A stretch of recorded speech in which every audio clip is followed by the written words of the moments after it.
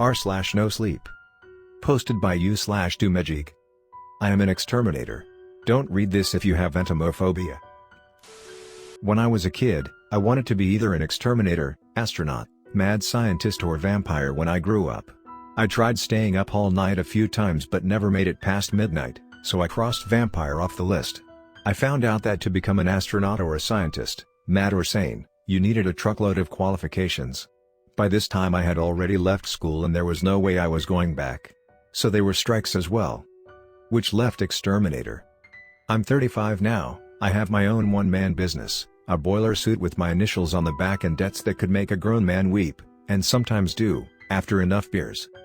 I've dealt with some pretty gross things in my time, bugs and other pests and critters that find their ways into people's homes and workplaces, and the filth and chaos they create. I always knew what I was dealing with though. Until a few days ago. I had been called out to a new apartment block. It was in an up-and-coming area, as they say.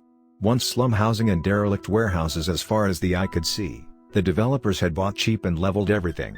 Now townhouses and restaurants and art galleries were popping up, and being featured in weekend supplements. And at the heart of it all stood this sleek, environmentally friendly, exclusive property. I had seen it described as a habitat for those who know no limits. Which was BS, if you asked me. Not that anyone ever did. I'd been told to go to the service entrance tucked away around the back and to not advertise my presence there on social media. I had the feeling the management did not want their fancy pants tenants and prospective buyers to know unwanted visitors were chewing up and soiling their building. I didn't blame them. And I was too excited to care anyway. I had arrived carrying my new bug buster spray in a canister inside my backpack, and could not wait to try it out. Its main constituent was a bacteria that had grown on a meaty beast pizza left out in the open for 3 months during the hottest summer on record.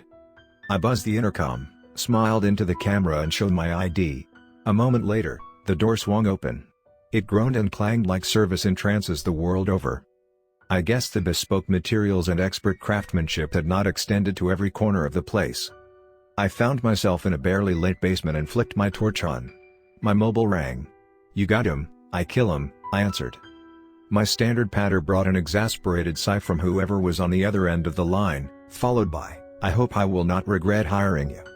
I shot back with, "No one ever has." "Good. Well, we need to resolve this unfortunate matter as soon as possible." I grunted in what I hoped was a sympathetic way and let them continue. "A small number of the residents have complained of scratching sounds during the night and an unpleasant smell. I can only assume it is an infestation." He said this last word like it was a personal affront.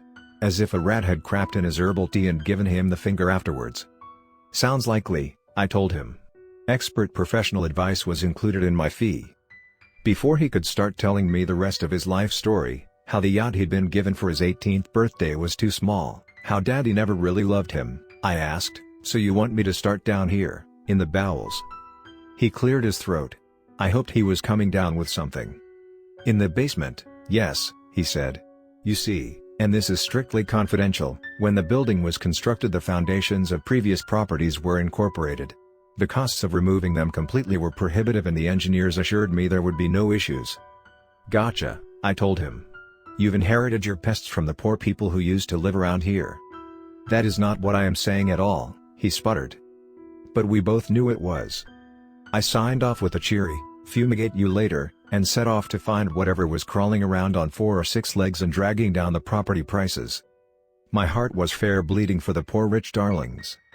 I suspected that whatever was causing the problem was not down here. Pests, however many legs they have, or snouts or mandibles, are like people in that they like to be warm and near food. The basement smelt damp and the nearest thing to a meal was the triple sausage muffin I had had for breakfast digesting in my guts. But to keep the customer happy I would do a cursory sweep. It came as a surprise to me then when my torchlight caught a glistening trail running from the ceiling down one wall and into a hole in the corner of the floor. So my client was right. There were pests down here. I moved closer. It looked like insect secretion, a large number of them from the amount of gunk. I did not know if they were currently heading up in the world or down. I decided to start at the bottom. Even with my backpack on, it only took me a matter of seconds to wriggle through the hole. I dropped gracelessly down, and found myself standing on a stone surface. I started to swing the beam of the torch round 360 degrees, and a much older looking basement began to be revealed to me. The light passed rusted rebars sticking from the ground, a yellowing newspaper, and a man's body hanging upside down from the ceiling. I did a double take. Swore. It did look like a man, and that his feet were held stuck by more of the secretion which had led me here. He was held there by bug glue. I swallowed down bile, wished I had only had a double sausage muffin earlier, and moved closer. The torch began to shake in my hand. He was covered all over in yet more of the clear insect goo. It gave his skin where it was exposed a hideous silvery sheen. His eyes were closed and he did not seem to be breathing. This was not something for me to deal with. I took out my mobile to phone the emergency services but had no signal. Damn.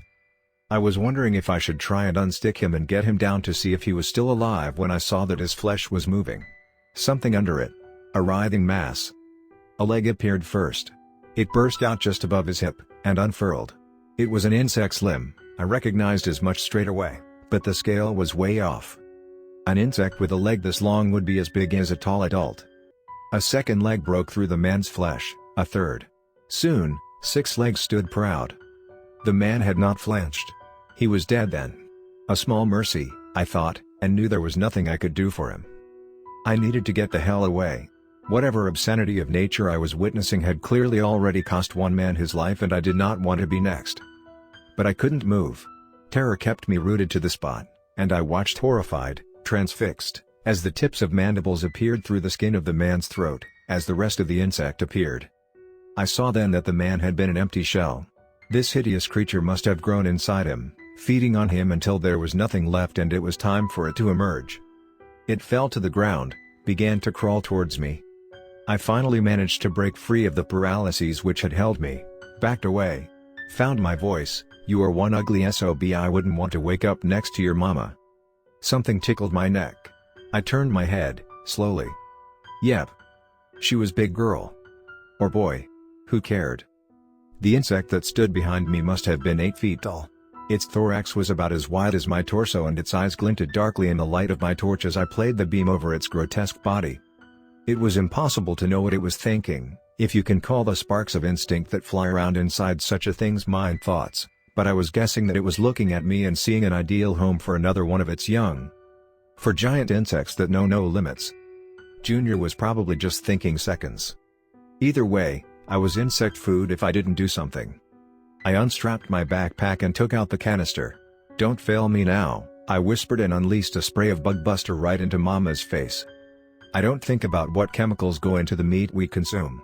What's in the animal's feed, how their carcasses are cleaned and treated and spiced up before we fry them and swallow them down.